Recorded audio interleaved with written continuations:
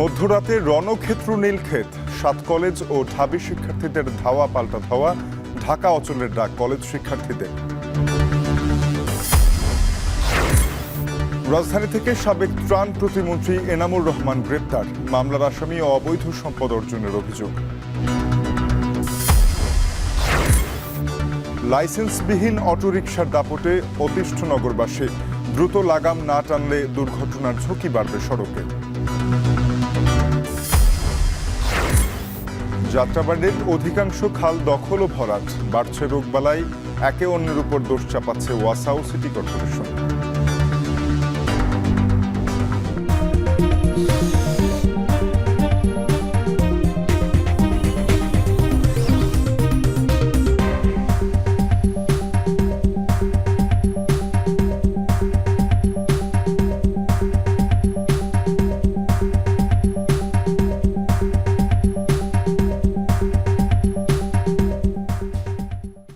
স্বাগত। এখন সকালে আপনাদের সাথে পুরো আয়োজনে থাকবো আমি তানজিম শাফিন। ঢাকা বিশ্ববিদ্যালয় ও 7 কলেজের শিক্ষার্থীদের মধ্যে ধাওয়া পাল্টা ধাওয়া ঘটেছে রোববার রাতে। এই ঘটনায় আহত হয়েছেন বেশ কয়েকজন। এ নিয়ে আজ ঢাকা অচলের ডাক দিয়েছে 7 কলেজের শিক্ষার্থীরা। সকল ক্লাস পরীক্ষা বর্জনের পাশাপাশি প্রো ভিসির পদত্যাগের দাবি জানিয়েছেন তারা। অন্যদিকে সবাইকে ধৈর্য ধরার আহ্বান জানিয়েছেন প্রো ভিসি। বিস্তারিত থাকছে সিফাত শাহরিয়ারের প্রতিবেদনে। রোববার রাত 11টায় ঢাকা বিশ্ববিদ্যালয়ের মুক্তি ও গণতন্ত্র তোরণের সামনে হঠাৎ উত্তেজনা। মুহূর্তে সেটি ছড়িয়ে পড়ে নীলক্ষেত নিউ মার্কেট এলাকায়। ধাওয়া পাল্টা ধাওয়া হয় ঢাকা বিশ্ববিদ্যালয় ও অধিভুক্ত সরকারি 7 কলেজের শিক্ষার্থীদের সাথে। থেমে থেমে উত্তেজনা ছড়িয়ে পড়ে আশপাশের এলাকায়। এ সময় নীলক্ষেত মোড়, নিউ মার্কেট ও ঢাকা কলেজ এলাকার প্রধান সড়কে অবস্থান নেয় দুই পক্ষের শিক্ষার্থীরা। সংঘর্ষে আহত হয় বেশ কয়েকজন। 7 কলেজের শিক্ষার্থীদের দাবি, যৌক্তিক কর্মসূচিতে বাধা দিয়েছে ঢাকা বিশ্ববিদ্যালয়। অন্যদিকে ঢাবির শিক্ষার্থীরা বলছেন, বহিরাগতরা বিশৃঙ্খলা সৃষ্টি করেছে ক্যাম্পাসে। রাত 11টার সময় আমাদের বিশ্ববিদ্যালয়ে আসছে, তারা নাকি প্রো ভিসির বাসভবন ঘেরাও করবে। এটা তো কোনো সভ্য মানুষের কাজ হইতে পারে না। মুক্তি ও গণতন্ত্র তোরণের সামনে আসার আগে আমরা প্রশাসনকে দেখেছিলাম সেখানে, কিন্তু দুই গ্রুপের মুখোমুখি সময় প্রশাসনের নীরব ভূমিকার কারণে আজকের এই অনাকাঙ্ক্ষিত ঘটনাটি। আমরা তো অনাকাঙ্ক্ষিত পরিস্থিতি কোনোভাবে সৃষ্টি করতে চাই না, কিন্তু ঢাকা ইউনিভার্সিটির ছেলেরা যখন সন্ধ্যায় আমরা অবরোধ করছি, ওরা আমাদের উপর অ্যাটাক করছে। আমাদের অনেকগুলো ছাত্র আহত হয়েছে। প্রভিসি আমাদের কাছে ক্ষমা চেতে হবে তার অসৌজন্যমূলক আচরণের জন্য। আমাদের এবং যেই ধরনের দফাগুলো আছে সেই দফাগুলো হচ্ছে ঢাকা বিশ্ববিদ্যালয় কর্তৃপক্ষ মেনে নিতে হবে। পরিস্থিতি নিয়ন্ত্রণে পুলিশ টিয়ার গ্যাস ও সাউন্ড গ্রেনেড দিয়ে ছত্রভঙ্গ করে দেয় শিক্ষার্থীদের। এ সময় গ্যাসের পীড়া থেকে রক্ষা পেতে কাঠ পুড়িয়ে বিচ্ছিন্নভাবে অগ্নিসংযোগ করে আন্দোলনকারীরা। ঘণ্টাখানেক পর পরিস্থিতি নিয়ন্ত্রণে আনতে পুলিশকে সহায়তায় মোতায়েন করা হয় 4 প্লাটুন বিজিবি। প্রায় 3 ঘণ্টা পর নীলক্ষেত এলাকায় বিদ্যুৎ সংযোগ বিচ্ছিন্ন হলে থামে উত্তেজনা। অবশেষে রাত 3:30টায় সংবাদ সম্মেলনের মধ্য দিয়ে সড়ক ছাড়ে 7 কলেজের শিক্ষার্থীরা, যেখানে সোমবার 7 পয়েন্ট অবরোধ করে ঢাকা অচল করার হুঁশিয়ারি দেন। সে সাথে ঢাবির অধীনে সকল পরীক্ষা, ক্লাস বর্জন ও প্রভিসির পদত্যাগের দাবি করেন। দেশের মানুষ নিয়ন্ত্রণ করবে ঢাকা বিশ্ববিদ্যালয়, এই সুপ্রিমেসি থেকে বেরিয়ে আসার জন্য আমরা আর ওদের আন্ডারে একটা পরীক্ষাও দিব না। কালকের পরীক্ষা বয়কট এবং কাল থেকে ঢাকা শহর অচল থাকবে। ছাত্রলীগে ঢাকা ইউনিভার্সিটির যারা ভিতরে আছে, ছাত্রলীগ সন্ত্রাস বাহিনীর মতো আজকে আক্রমণ করছে। আমরা তো খালি হাতে ছিলাম, আমাদের লাঠি সোটা কিছু ছিল না। অফিসি মামুনকে আমরা যে দাবি করলাম যে প্রত্যাহার করতে হবে এখান থেকে এবং স্থায়ী বহিষ্কার করতে হবে। আপনি যদি এই বহিষ্কারটা ওনারা না করে, তাহলে এই 7 কলেজের সাথে ঢাকা ভার্সিটির যে সংঘর্ষ, এটা কন্টিনিউ চলতেই থাকবে। 7 কলেজের 7 পয়েন্ট দিয়ে ঢাকা ইউনিভার্সিটির কোনো ধরনের যানবাহন চলবে না। অন্যদিকে শিক্ষার্থীদের ধৈর্য ধরার আহ্বান জানান প্রভিসি। সে সাথে 27 জানুয়ারি সব ক্লাস ও পরীক্ষা স্থগিত করেছে ঢাকা বিশ্ববিদ্যালয়। আমি বিশ্বাস করি সুষ্ঠু পরিবেশে পারস্পরিক আলোচনার মাধ্যমে এই ভুল বোঝাবুঝির অবসান ঘটবে। যে উত্তেজনার সূত্রপাত হয়েছে তা প্রশমনের জন্য সব পক্ষকে ধৈর্য ধারণ করার জন্য আমি আন্তরিক আহ্বান জানাচ্ছি। এর আগে 5 দফা দাবিতে রোববার কয়েক ঘণ্টা সায়েন্স ল্যাব অবরোধ করে রাখে 7 কলেজের শিক্ষার্থীরা। সিফাত শাহরিয়ার, এখন ঢাকা। দুর্যোগ ব্যবস্থাপনা ও ত্রাণ মন্ত্রণালয়ের সাবেক প্রতিমন্ত্রী ডাক্তার এনামুর রহমানকে গ্রেপ্তার করা হয়েছে। রোববার রাতে বসুন্ধরা এলাকা থেকে তাকে গ্রেপ্তার করা হয়। তার বিরুদ্ধে জুলাই আন্দোলনের ঘটনায় একাধিক মামলা রয়েছে বলেও জানানো হয়। তিনি ১০ম ও একাদশ জাতীয় সংসদে ঢাকা ১৯ আসন থেকে নির্বাচিত সংসদ সদস্য। এর আগে তার বিরুদ্ধে ক্ষমতার অপব্যবহার করে সম্পদ অর্জনের অভিযোগ অনুসন্ধানের সিদ্ধান্ত নেয় দুর্নীতি দমন কমিশন।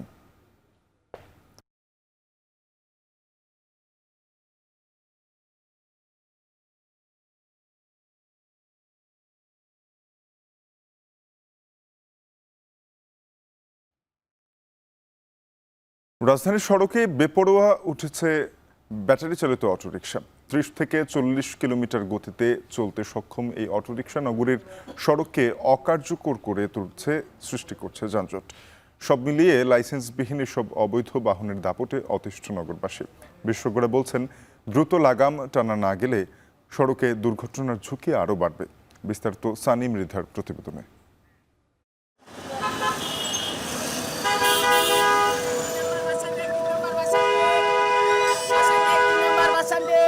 যেন মগের মুল্লুক, জেলা শহর বা মফস্বল না, এ চিত্র খোদ রাজধানীর, তাও আবার মূল সড়ক ছাপিয়ে দোতলা সড়কে। রাজধানীর রামপুরা ইউলুপে এভাবেই সকল নিয়ম কানুনকে বৃদ্ধাঙ্গুলি দেখিয়ে ট্রাফিক পুলিশের সামনেই অনায়াসে চলছে ব্যাটারি চালিত রিকশা। শুধু রামপুরাই নয়, গোটা রাজধানী জুড়েই এখন প্রধান সড়কগুলোতেও বাধাহীনভাবে চলছে রিকশা, অটোরিকশা।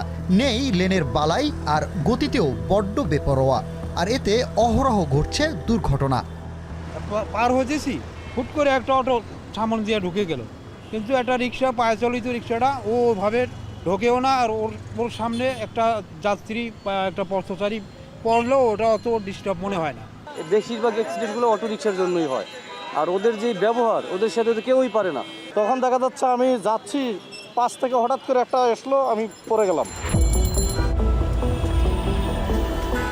পরিসংখ্যান বলছে, গেল ১ বছরে রাজধানী সহ সারা দেশের সড়কে ৩ চাকার বাহনে দুর্ঘটনা ৯০০-র বেশি। সেখানে হতাহতের তালিকাও বেশ বড়। জনবহুল ও যানজটের এই নগরে বৈধ যানবাহন সামলাতেই হিমশিম অবস্থা ট্রাফিক পুলিশের। সেখানে অধিকাংশ সময় অদক্ষ চালকের এলোমেলো চলাচলে নগরীর সড়কগুলোতে প্রতিদিনই তৈরি হচ্ছে বিশৃঙ্খলা। এর মধ্যে অটোরিকশার দৌরাত্ম্যে অতিষ্ঠ ট্রাফিক সদস্যরা। এই মেইন রাস্তায় আসার কারণে অটোরিকশা রাস্তার জ্যাম কিন্তু অনেকাংশ বেড়ে যাচ্ছে, আমরা কিন্তু নিয়ন্ত্রণ করতে পারতেছি না। আপনি মনে করেন হরেন দিলে গাড়ি চাপে না, কি মাঝখান দেওয়া যায়, এখন লেন দিলে লেন মানে না। ওরা ডান বাম তো কিছু মানে না, ট্রাফিক সিগন্যাল মানে না, যে এত টাকা দামের গাড়ি, এর অটো রিক্সার জন্য অনেক ক্ষতিগ্রস্ত তো আমরা পড়ে যাই ড্রাইভাররা। ঠিক আছে, আমরা যদি আবার কিছু কই, আমাদের আবার হুমকি দেয় রিক্সাওয়ালারা, আমাদের সাথে পাল্লা দিয়ে চলে। বিগত সরকারের আমলে অটোরিকশা চলাচলে নিষেধাজ্ঞা দিলেও চাপের মুখে আদেশ প্রত্যাহার করে নেয় শেখ হাসিনা সরকার। পরবর্তীতে অন্তর্বর্তী সরকারের আমলে মহানগরীতে অটো চলাচলে নিষেধাজ্ঞা আরোপ করেন আদালত। অটো চালকদের তীব্র আন্দোলনে তাও কার্যকর হয়নি। এরপর আরও বেপরোয়া হয়ে ওঠে অটো চালকরা। অভিযোগ আছে, তৎকালীন পুলিশ কর্মকর্তা সহ প্রভাবশালীদের ছত্রছায়ায় সড়কে জায়গা করে নেয় অটো রিকশা চালকরা। যদিও এখন তারা বলছেন, বেশি আয়ের জন্যই প্রধান সড়কগুলোতে উঠতে হচ্ছে তাদের। এইসব গাড়ি নামাইতে তো লাইসেন্স লাগে না, লাইসেন্স তো দেয় না, সরকার তো দেয় না এটা লাইসেন্স। হ্যাঁ, মেন রাস্তা আমাদের আসা তো নিষেধ, কী করবো, এক পাল্লার 400 টাকা জমা দেয়, নিচ দেওয়া ভাড়া নাই। হ্যাঁ, মেইন রাস্তায় তো ভাড়া বেশি পাওয়া যায়। বিভিন্ন তথ্য মতে রাজধানীতে ব্যাটারি চালিত অটোরিকশার সংখ্যা ১২ লাখেরও বেশি। লাইসেন্স ও নিবন্ধনহীন এসব ব্যাটারি চালিত অটোরিকশার অনেক চালকই অনভিজ্ঞ ও অপ্রাপ্তবয়স্ক। একসময় ঢাকার অলিগলিতে নিয়মিত এর চলাফেরা থাকলেও বর্তমানে নগরীর প্রায় সব প্রধান সড়কে চলাফেরা করছে বেপরোয়াভাবে। এতে যেমনি বাড়ছে তীব্র যানজট, একই সাথে বাড়ছে দুর্ঘটনার ঝুঁকিও। বিশেষজ্ঞরা বলছেন, অতি দ্রুত এর লাগাম টানা না গেলে আগামীতেও দুর্ঘটনার ঝুঁকি আরও বাড়বে, একই সাথে বাড়বে যানজটও। যদি কোথাও আমরা অ্যালাউ করি তাহলে সেটা কোথায় কেন করব, কতদিনের জন্য করব, তার পদ্ধতিটা কী হবে, তার রেজিস্ট্রেশন কী হবে, এই একটা পুরো পরিকল্পনা হাজির করা। সেই পরিকল্পনা নাই। এখন দেখা যাচ্ছে যে মূল সড়কে বিভিন্ন জায়গায় চলছে, প্রায়শই অ্যাক্সিডেন্ট হচ্ছে, ছোট থেকে বড় দুর্ঘটনা হচ্ছে এবং এটা যে কোনো দিন আরও বড় স্কেলে এই অ্যাক্সিডেন্টগুলো বাড়তে পারে।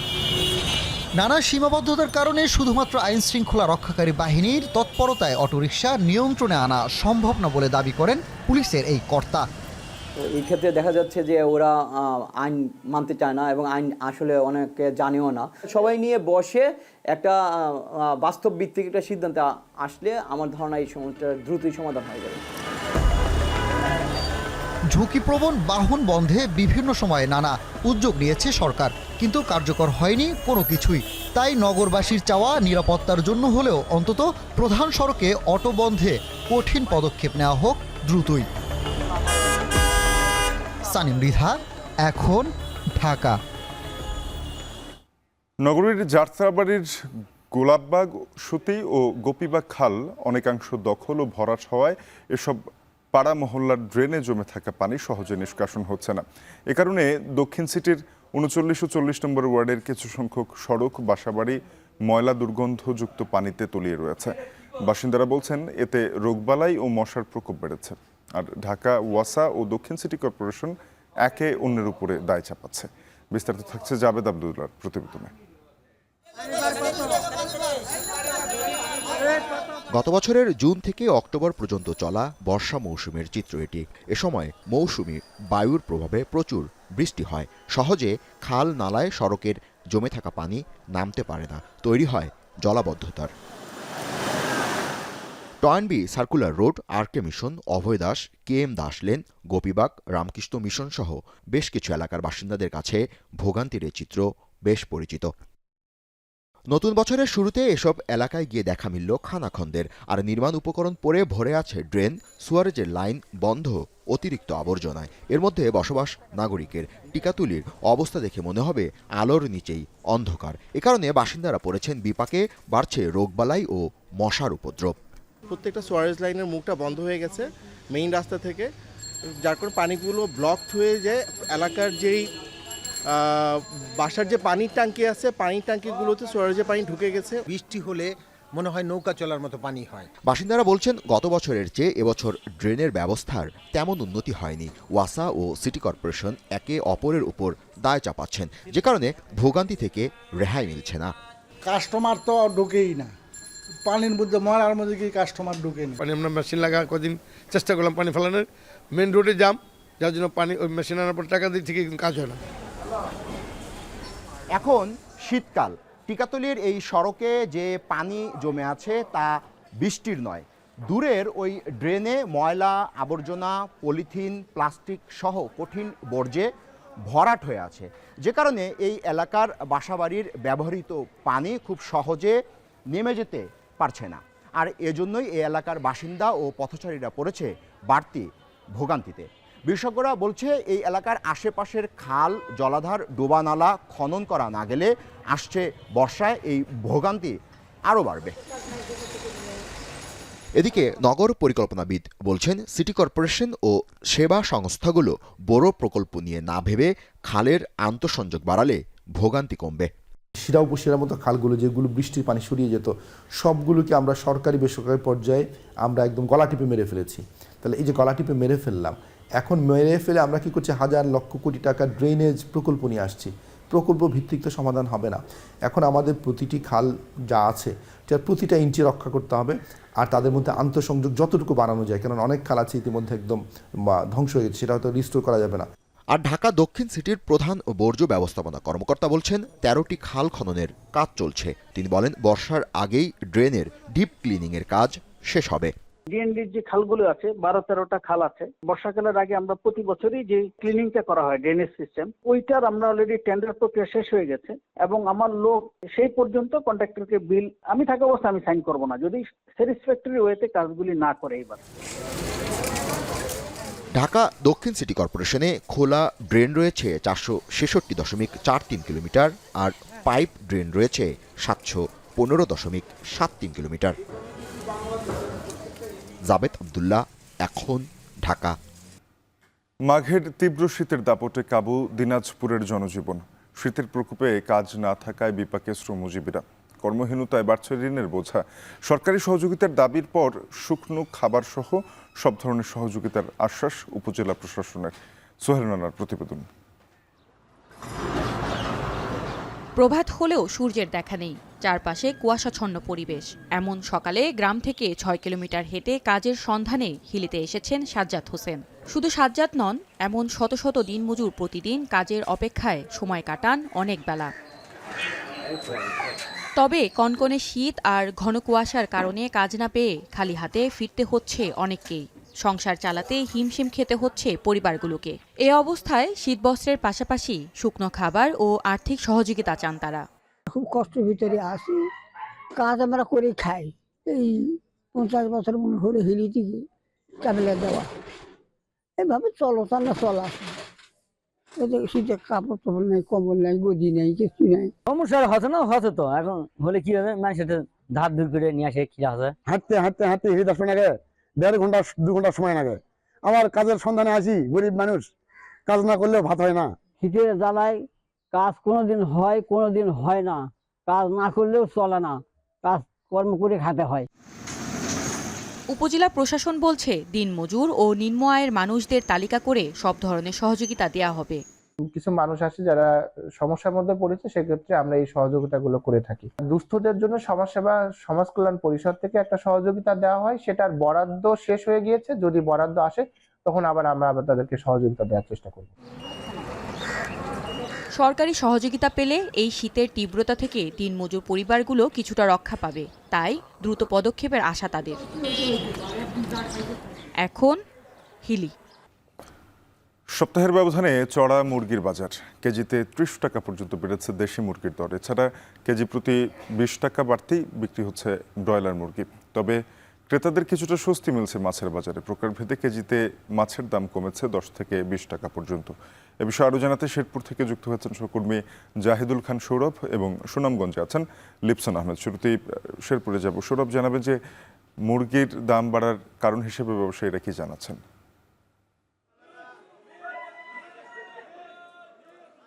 শাফিন, সপ্তাহের ব্যবধানে কিন্তু আমরা দেখেছি যে দেশি মুরগির দাম কেজিতে 30 টাকা বেড়েছে। আমরা দেখেছি যে দেশি মুরগি গত সপ্তাহে শেরপুরে বিক্রি হচ্ছিল 420 টাকা কেজি ধরে, সেটি কিন্তু হঠাৎ করে আজকের বাজারে 30 টাকা বৃদ্ধি পেয়ে 450 টাকা কেজি ধরে বিক্রি হচ্ছে। পাশাপাশি আমি যদি জানাই যে মুরগিটি নিম্ন আয়ের মানুষ এবং সাধারণ মানুষরা বেশি ক্রয় করে থাকে, সেটি হচ্ছে ব্রয়লার মুরগি।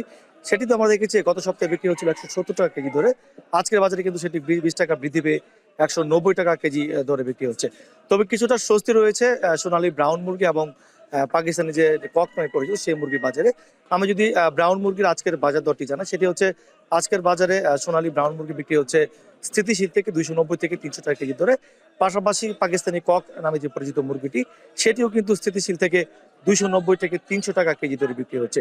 তো হঠাৎ কি কারণে দেশি মুরগি এবং ব্রয়লার মুরগির দাম বেড়ে গেলে, এই বিষয়ে আমি বেশ কয়েকজন মুরগি বিক্রেতার সাথে কথা বলেছিলাম শাফিন। তারা আমাদেরকে জানিয়েছেন মূলত বাজারে তীব্র সংকট রয়েছে দেশি মুরগি এবং ব্রয়লার মুরগি। বিশেষ করে ব্রয়লার মুরগি পালনে যে সকল দানাদার খাদ্য ব্যবহার করা হয়, সেটিতেও কেজিতে আমরা দেখেছি 2 থেকে 5 টাকা বৃদ্ধি পেয়েছে। তো বিক্রেতারা বলছেন যে মূলত সরবরাহ সংকটের অজুহাতেই দেশীয় মুরগি এবং ব্রয়লার মুরগির দাম বেড়েছে। তারা বলছেন যে যদি সরবরাহ সংকট কমে যায়, তাহলে হয়তো ক্রেতাদের নাগালের মধ্যেই থাকবে এই মুরগির দাম।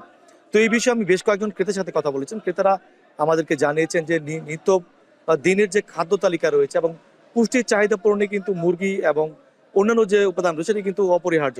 তো তারা বলছেন যে মুরগির দাম যদি কমে, তাহলে হয়তো তাদের নাগালের মধ্যে থাকবে।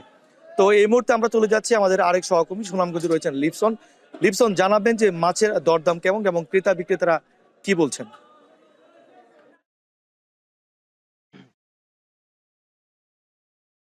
শাফিন, আমরা যদি সুনামগঞ্জে মাছের খবর কথা বলি, মূলত গত বছরের এপ্রিল থেকে কিন্তু সুনামগঞ্জে 3 দফা বন্যা শুরু হয়েছিল। তারপর থেকে কিন্তু সুনামগঞ্জে যে 20 থেকে 30 হাজার পুকুর ছিল, তার মধ্যে কিন্তু 10 হাজার পুকুরে মাছ ভেসে যাওয়ার পর থেকে কিন্তু সুনামগঞ্জে যে মাছের বাজার রয়েছিল, সেখানে কিন্তু মাছের একটি সংকট তৈরি হয়েছিল। তবে যেহেতু সেই 20 হাজার পুকুরের মাছ ইতিমধ্যে কিন্তু বছরের শুরুতেই কিন্তু বাজারে উঠতে শুরু করেছে, যার ফলে কিন্তু সুনামগঞ্জের যে মাছের বাজারগুলো রয়েছে, সেখানে কিন্তু আসলে মাছের যে সংকট তৈরি হয়েছিল সেটি কিন্তু ইতিমধ্যে কেটেছে। বিশেষ করে কিন্তু আমরা আজকে সকালে কিন্তু সুনামগঞ্জ পৌর শহরে বেশ কয়েকটি বাজার ঘুরে দেখেছি। সর্বশেষ কিন্তু আমরা ওয়াজকালী এলাকার সবচেয়ে বড় যে আড়ত রয়েছে সেই আড়তটিতে এসে ঘুরে দেখেছি। প্রায় সব ধরনের মাছই কিন্তু ইতিমধ্যে বাজারে পাওয়া যাচ্ছে। পাশাপাশি এই সুনামগঞ্জ ছাড়াও কিন্তু যশোর, রাজশাহী, কিশোরগঞ্জ থেকেও কিন্তু গাড়ি পথে এখানকার যে ব্যবসায়ীরা রয়েছেন অর্থাৎ আড়তদাররা রয়েছেন তারা কিন্তু আসলে বাজারে মাছ নিয়ে আসছেন। অর্থাৎ বাজারে যেহেতু মাছের সরবরাহ বেড়েছে সেই ক্ষেত্রে কিন্তু আমরা দেখেছি গত সপ্তাহ থেকে কিন্তু এই সপ্তাহে কিন্তু মাছের দাম কিছুটা কমেছে। বিশেষ করে যদি বলি আমরা তেলাপিয়া কিন্তু গত সপ্তাহে কিন্তু প্রায় 150 থেকে 60 টাকা কেজি দরে বিক্রি করা হলো, কিন্তু এই সপ্তাহে কিন্তু সেটি 140 থেকে 45 টাকা কেজি দরে বিক্রি করা হচ্ছে। পাশাপাশি পাঙ্গাস কিন্তু 130 থেকে 140 টাকা। গাছ কাপের কথা যদি বলি সেটা কিন্তু 160 থেকে 170 টাকা। সেই সাথে দেশীয় মাছের একটি সংকট কিন্তু গত বছর সারা বছরই কিন্তু আসলে রয়েছিল, তবে বছরের শুরুতেই আমরা দেখেছি দেশীয় যে মাছ রয়েছে সেটা কিন্তু সংকট কেটেছে। বিশেষ করে চিংড়ি প্রতি কেজি কিন্তু বাজারে 500 থেকে 550 টাকা কেজি দরে বিক্রি করা হচ্ছে। আমরা যদি পাবদার কথা বলি সেটি কিন্তু 300 থেকে 350। পাশাপাশি অন্যান্য যে মাছ রয়েছে অর্থাৎ ট্যাংরা যে মাছটা রয়েছে সেটা কিন্তু 300 থেকে সর্বোচ্চ 350 টাকা বিক্রি করা হচ্ছে। অর্থাৎ এখানকার ব্যবসায়ীরা যেটি বলছেন যেহেতু মাছের সরবরাহ বাড়ায় কিন্তু ইতিমধ্যে মাছের দাম বাজারে কমতে শুরু করেছে।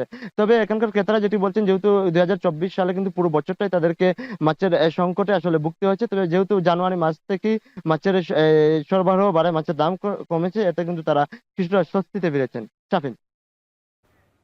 সুনামগঞ্জ থেকে লিপসান আহমেদ, এর আগে শেরপুর থেকে জাহিদুল খান সৌরভ যুক্ত হয়ে জানাচ্ছিলেন মাছ মাংসের বাজার নিয়ে।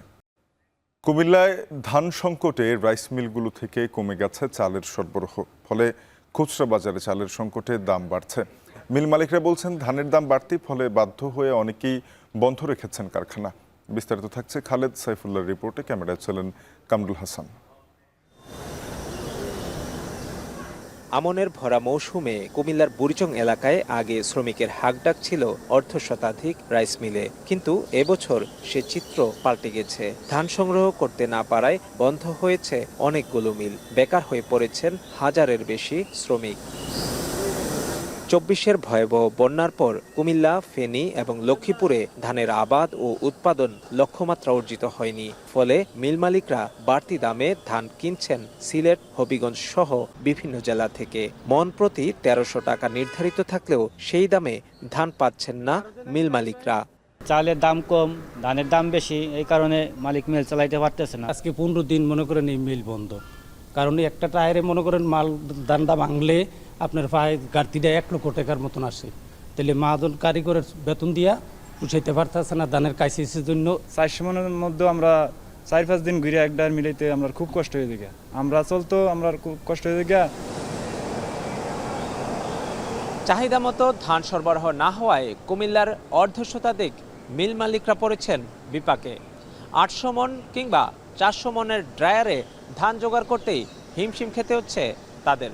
ফলশ্রুতিতে চালের বাজারে সৃষ্টি হচ্ছে অস্থিরতা। মিলগুলোতে 400, 800 ও 1200 মনের একাধিক ড্রায়ারে ধান প্রস্তুত করা হয়। সংকট থাকায় ড্রায়ারে চাহিদা মতো ধান দিতে পারছে না মিলগুলো।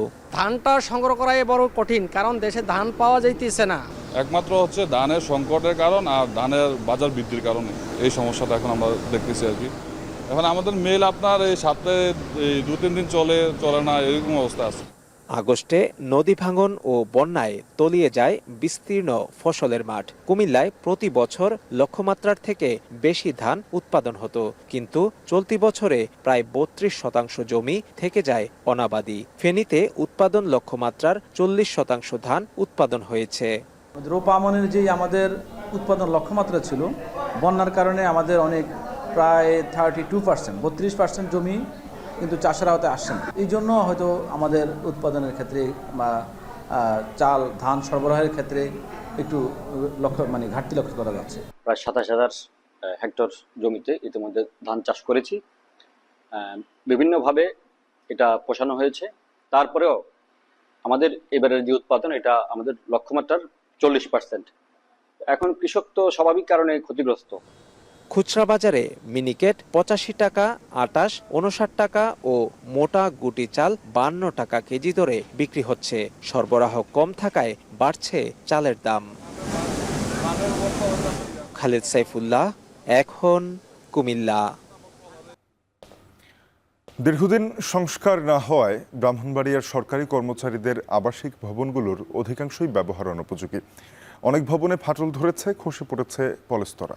এমন অবস্থায় ঝুঁকি নিয়েই বাস করছেন কর্মচারীরা। গণপূর্ত বিভাগ বলছে 50 থেকে 60 বছরের পুরনো এবং ঝুঁকিপূর্ণ হওয়ায় করা যাচ্ছে না সংস্কার কাজ। আজিজুল সঞ্চয়ের প্রতিবেদন। দেখতে পরিত্যক্ত বাড়ি মনে হলেও এগুলো আখাউড়া স্থলশুল্ক স্টেশনের কর্মকর্তা কর্মচারীদের আবাসনের জন্য বরাদ্দ করা ভবন। 50 বছরেরও বেশি সময় আগে নির্মিত ভবনগুলো ব্যবহার অনুপযোগী হয়ে পড়ায় পরিত্যক্ত ঘোষণা করা হয়েছে অনেক আগেই। জরাজীর্ণ ভবনে ফাটল ধরাসহ খসে পড়েছে পলেস্তরা। সামান্য বৃষ্টিতেই স্যাঁতসেঁতে ভবনগুলোর ভেতরে ঢুকে পানি। রয়েছে পোকামাকড়ের উপদ্রব। যে কোনো সময় ভেঙে পড়ার আতঙ্ক নিয়েই পরিবার নিয়ে ঝুঁকিপূর্ণ ভবনগুলোতে বসবাস করছেন সরকারি কর্মচারীরা। আমাদের যেই আবাসনগুলি রয়েছে এগুলি অনেক প্রাচীন, প্রায় 50 বছরের ঊর্ধ্বে হবে, যা আর দ্বিতীয়বার কোনো সংস্কার করা হয়নি কিংবা নতুন করে করা হয়নি। এখানে ফ্লোর ভেঙে পড়ে যায়, মাথার রাত্রে ঘুম হয় না ভয়ে, এবং কি মাথা ফেটে যাওয়ার সম্ভাবনা বেশি। পুরনো ভবনগুলোতে নেই আধুনিক সুযোগ সুবিধাও। এমন অবস্থায় ব্যক্তিগত উদ্যোগে অনেকে উঠেছেন ভাড়া বাড়িতে। যেহেতু এখন চাকরি করি এবং পড়াশোনা করতে গেলে এজন্য থাকার এখন আমারও ছেলে মেয়ে নিয়ে থাকতেছি কষ্ট করে। বাইরে যে থাকবো ছেলে মেয়ে নিয়ে এটা উপায় নাই। আবাসনে আমরা খুব সংকটে ভোগ করতেছি। এখন আমাদের দ্রুত আবাসন করলে আমরা এখানে থাকার ব্যবস্থা করতে পারবো। সরকারি ভবন রক্ষণাবেক্ষণে নিয়োজিত গণপূর্ত বিভাগ বলছে 60 বছর আগের প্রযুক্তিতে নির্মিত ভবনগুলোতে প্রয়োজনীয় সংস্কার করা যাচ্ছে না। তবে আবাসন সংকট নিরসনে সংস্কার সহ নতুন বহুতল ভবন নির্মাণে বরাদ্দ চাওয়া হয়েছে বলে জানান সংশ্লিষ্টরা। রিফার্নিশ করার চেষ্টা করছি আর কি। আমরা অলরেডি পিডব্লিউডির মাধ্যমে আমরা কিছু বরাদ্দর জন্য চিঠি পাঠানোর জন্য অলরেডি রেডি করেছি, ড্রাফট রেডি হয়েছে।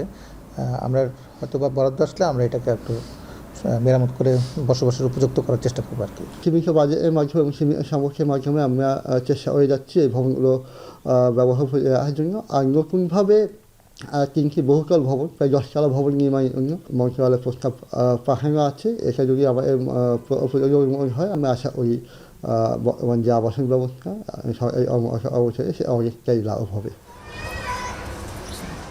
বর্তমানে জেলার প্রায় সবকটি সরকারি দপ্তরের কর্মকর্তা কর্মচারীদের জন্য বরাদ্দ করা ভবনগুলো জরাজীর্ণ অবস্থায় রয়েছে।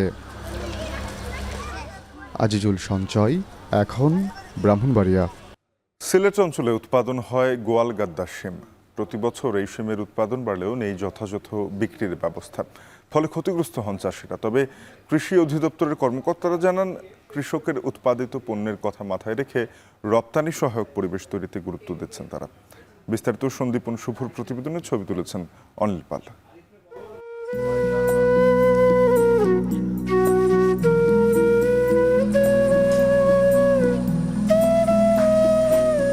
সিলেটের গোলাপগঞ্জের কৃষক আফতাবউদ্দিন প্রায় 14 বছর ধরে করেন গোয়ালগাদ্দা জাতের শিমের আবাদ।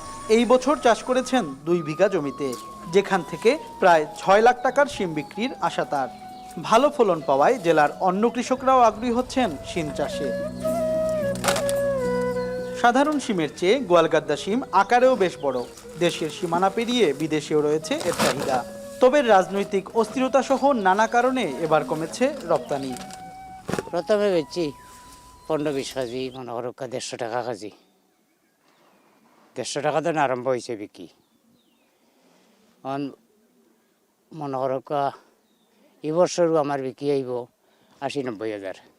এই শিম খেত করিয়া আমার বাচ্চান পড়াইছি, মানুষও বানাইছি, ছেলে একটা বিদেশ দিছি। শিম খেত থাকি আমরা প্রচুর আল্লাহ আমারে দিছে। এদিকে সরবরাহ ভালো থাকলেও দেশের বাজারে কাঙ্ক্ষিত দাম পাচ্ছে না কৃষক। অন্য বছর তো 20 টাকা পর্যন্ত বিকছে, লাস্টে 15 টাকা, এখানে লাস্টে গিয়ে 15 টাকা পর্যন্ত থাকছে। এবার আর 10 টাকা 8 টাকা পর্যন্ত বিকছে। সব যা সবজি বার হয়ে গেছে, বারণের কারণে পুরি একবার চলের হোক পাইকার হলে আইয়া হিটলারি করে 10, 12, 11 টাকা খোর। বরাবর আমি যে খেত করি যতটুক জায়গা আমি 2 লক্ষ টাকার বেশি, এবার মাত্র 80,000 টাকার বেচছি। কৃষি বিভাগ জানায়, রপ্তানি প্রক্রিয়া জটিল হওয়ায় ক্ষতিগ্রস্ত হচ্ছেন কৃষক। তবে গোয়ালগাদ্দা শিম যাতে সহজে রপ্তানি করা যায় সেজন্য কাজ চলছে। কৃষকরা প্রতি বছর এখান থেকে অনেক উড়ি সিম যেটা রপ্তানি হইতো, বিভিন্নভাবে রপ্তানি হইতো। এই বছর রপ্তানি বন্ধ। প্রকৃত কৃষক সম্পূর্ণরূপে হতাশ। এই বছর কোনো কৃষক তার খরচ উঠাইতে পারছে না। যখন উৎপাদনটা বেড়ে যায়, বাজারে সাপ্লাইটা বেড়ে যায়, তখন এতে দামটা একটু কমে যায়, তখন কৃষকরা কিছুটা ক্ষতিগ্রস্ত হয়। আমরা প্রসেস চালাচ্ছি, আমাদের কৃষি সম্প্রসারণ অধিদপ্তর, এবং আমরা এগুলো প্রচেষ্টা চালাচ্ছি কীভাবে এই সিমটাকে বেশি করে বিদেশে রপ্তানি করতে পারি। এবছর সিলেট অঞ্চলে গোয়ালগাদ্দা শিমের চাষ হয়েছে মোট ৬০০ হেক্টর জমিতে, যার বাজার দর প্রায় ১০০ কোটি টাকা। সিলেটের অত্যন্ত জনপ্রিয় এই গোয়ালগাদ্দা শিমের উৎপাদন এবছর ভালো হলেও ন্যায্য দাম না পাওয়ায় অনেকটাই হতাশ কৃষকরা। তারা বলছেন বিদেশে রপ্তানি না হওয়া এবং রাজনৈতিক অস্থিরতার কারণে এমনটি হয়েছে। তবে বিদেশে রপ্তানি যদি বেড়ে যায় এবং সরকারি প্রণোদনা যদি পাওয়া যায়, তবে এই খাতে তাদের সকল ক্ষতি পুষিয়ে নেওয়া সম্ভব। সন্দীপন শুভ, এখন গোলাপগঞ্জ, সিলেট। এবারে দেশের বাইরের খবর জানাবো। বাঁধের বদলে বাঁধ, এমন নীতিতে এগোতে গিয়ে পানি নিয়ে যুদ্ধের শঙ্কাকে ক্রমশ বাস্তবে রূপ দিচ্ছে ভারত ও চীন। ব্রহ্মপুত্রের উজানের হিমালয়ে কোলঘেঁষা সিয়াং নদীতে বিশাল পানি বিদ্যুৎ প্রকল্প নির্মাণ করেছে ভারত।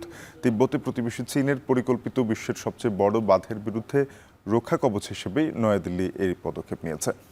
ব্রহ্মপুত্রে ২ মেগা বাঁধ ও ভারত ও চীনের আধিপত্যের লড়াইয়ে হুমকিতে বাংলাদেশের উপকূলীয় এলাকার কয়েক কোটি মানুষ। বিস্তারিত জানাচ্ছেন নুজহাত কামাল। ভারতের উত্তর পূর্বাঞ্চলে নির্মল পাহাড়ি এলাকার বুক চিরে বয়ে চলেছে সিয়াং নদী। ব্রহ্মপুত্রের উজানের এ অংশটি অরুণাচল প্রদেশের আদি নৃগোষ্ঠীর মানুষের কাছে ভীষণ পবিত্র। বংশ পরম্পরায় আদি কৃষকরা এ নদীর ওপর নির্ভরশীল কয়েকশো বছর ধরে।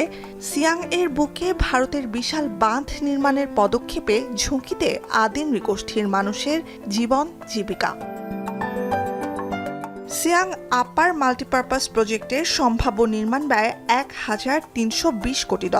900 ঘনমিটার পানি ধারণ ক্ষমতা সম্পন্ন সিয়াং বাঁধের নির্মাণ কাজ শেষ হলে সেখান থেকে 11,000 মেগাওয়াট বিদ্যুৎ উৎপাদন করা সম্ভব হবে, যা ভারতের অন্য যে কোনো পানি বিদ্যুৎ প্রকল্পের চেয়ে বেশি। 2017 সালে প্রস্তাবিত প্রকল্পটির সম্ভাব্যতা যাচাইয়ের কাজ সম্প্রতি শুরু করেছে প্রশাসন, যা আতঙ্কিত করে তুলেছে স্থানীয়দের। স্থানীয়রা বলছেন বাঁধটি নির্মাণে অন্তত 20টি গ্রাম পুরোপুরি ডুবে যাবে, আংশিক তলিয়ে যাবে আরও অন্তত 24টি গ্রাম। পূর্বপুরুষের ভিটেমাটি ছাড়তে হতে পারে কয়েক হাজার বাসিন্দাকে, আর তাই কোনো অবস্থাতেই এ ব্যবস্থায় রাজি নয় বিক্ষুব্ধ বাসিন্দারা। স্থানীয়দের মধ্যে ক্ষোভ প্রতিরোধ বাড়তে থাকায় নিরাপত্তার শঙ্কায় অঞ্চলটিতে সম্প্রতি আধা সামরিক বাহিনী মোতায়েন করেছে ভারতের কেন্দ্রীয় সরকার। সীমান্তে দফায় দফায় রক্তক্ষয়ী সংঘাতের পাশাপাশি সাম্প্রতিক সময়ে পানি আর বিদ্যুৎ নিয়ে ভূ রাজনৈতিক প্রতিযোগিতায় লিপ্ত এশিয়ার 2 চিরবৈরী প্রতিবেশী ভারত আর চীন। এই প্রতিযোগিতার বলি হতে নারাজ সিয়াংয়ের উপকূলবর্তী মানুষ। সিয়াং নদীর উৎপত্তিস্থল তিব্বতে কৈলাস পর্বতের কাছে, যেখানে এই নদীটি পরিচিত ইয়ারলাং জাংবো নামে। এটি অরুণাচল দিয়ে ভারতে প্রবেশ করেছে আরও প্রশস্ত রূপে। ভারতের বড় অংশে ব্রহ্মপুত্র নামে পরিচিত নদীটি বাংলাদেশের ভেতর দিয়ে গিয়ে শেষ হয়েছে বঙ্গোপসাগরে। তিব্বত থেকে ভারতে প্রবেশের ঠিক আগের পয়েন্টে ইয়ারলাং জাংবোর ওপর বিশ্বের বৃহত্তম মেদং বাঁধ নির্মাণের উচ্চাভিলাষী প্রকল্পে চীন অনুমোদন দেয় গেল মাসে। যদিও এই সংক্রান্ত পরিকল্পনা 2020 সালে প্রথম প্রকাশ করে বেইজিং। 60,000 মেগাওয়াট বিদ্যুৎ উৎপাদনে সক্ষম হবে এই মেদং বাঁধ। দিল্লির দাবি, মেদং বাঁধের কারণে নদীর গতিপ্রবাহ ব্যাহত হওয়ায় সম্ভাব্য ক্ষয়ক্ষতি এড়াতে সাহায্য করবে সিয়াং বাঁধ। পানি সংকট, খরা, আকস্মিক বন্যা সব দুর্যোগেই সিয়াং বাঁধ ভারতের জন্য রক্ষা কবচ হিসেবে কাজ করবে বলেও দাবি নয়াদিল্লির। सियांग अपर मल्टीपर्पज प्रोजेक्ट, सो उस प्रोजेक्ट को लेके मैं अभी लोगों से चर्चा कर रहा हूं ताकि अपना जो वाटर सिक्योरिटी को हम लोग मेंटेन करके रख सकें, और फ्यूचर में अगर चाइनीज लोग उनका वाटर बॉम्ब की तरह यूज़ करें तो उसको डिफेंड करने का एक मैकेनिज्म भी हम लोग तैयारी कर रहे हैं। যদিও বাস্তবতা হলো হিমালয়ের কোল ঘেঁষে 2টি মেগাবাঁধ প্রকল্পের কারণে উজাড় হতে পারে বিস্তীর্ণ অঞ্চলের জনজীবন। তাই জলবায়ু বিশেষজ্ঞ ও পরিবেশবিদদের হুঁশিয়ারি, হিমালয়ের পানির উৎসের ওপর ভারত আর চীনের আধিপত্যের লড়াইয়ের পরিণতি হতে পারে ভয়াবহ। ভারত তো বটেই, এমনকি ঝুঁকির মুখে পড়তে পারে বাংলাদেশের উপকূলবর্তী এলাকার কয়েক কোটি মানুষের অস্তিত্ব, জীবন ও জীবিকা।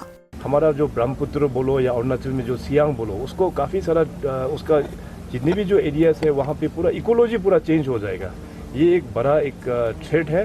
और साथ ही साथ अगर चाइना लोग इसको वाटर बॉम्ब की तरह यूज़ करे तो हमारा सियांग बेल्ट में जो आदि ट्राइब है सारा नष्ट खत्म हो जाएगा। असम में जितने भी है लाखों पॉपुलेशन को मतलब जान गंवा देगा। It will go till Bangladesh. 5,80,000 বর্গ কিলোমিটার আয়তনের ব্রহ্মপুত্র অববাহিকার মাত্র 8% পড়েছে বাংলাদেশে। তা সত্ত্বেও এশিয়ার দুই শীর্ষ অর্থনীতির দেশ চীন ও ভারতের পানি নিয়ে টানাপোড়েনের বলি হওয়ার ঝুঁকিতে বাংলাদেশি। দেশে বছরে মোট চাহিদার 65% বেশি পানি প্রত্যক্ষ বা পরোক্ষভাবে আসে ব্রহ্মপুত্র থেকে। বঙ্গোপসাগরে প্রবেশের ঠিক আগ পর্যন্ত নদীভিত্তিক গাঙ্গেয় বদ্বীপ অঞ্চলটির ওপর নির্ভরশীল বাংলাদেশের উপকূলবর্তী কোটি কোটি বাসিন্দার জীবন। নুজহাত কামাল, এখন বিশ্ব। এখন সকাল শেষ করব, যাবার আগে শিরোনামগুলো জানাবো আরেকবার।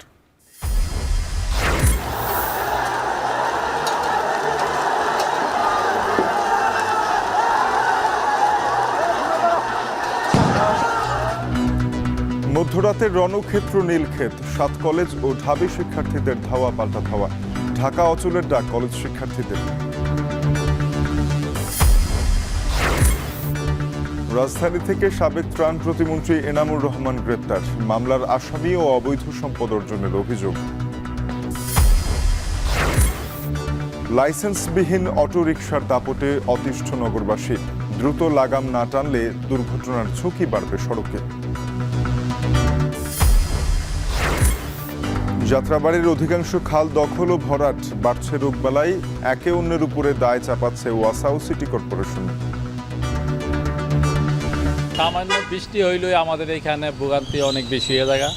স্কুল জীবনে বাচ্চাদের নিয়ে স্কুলে যাওয়া খুব মুসিবতের জায়গা। বাসার যে পানির ট্যাঙ্কি আছে, পানির ট্যাঙ্কিগুলোতে সোয়ারেজে পানি ঢুকে গেছে। এ ছিল এখন সকালে। এখন টেলিভিশনের ওয়েবসাইট দেখতে ভিজিট করুন www.ekhon.tv। যুক্ত থাকুন ফেসবুকে facebook.com/tv.ekhon এবং ইউটিউবে দেখতে ভিজিট করুন youtube.com/c/ekhon tv।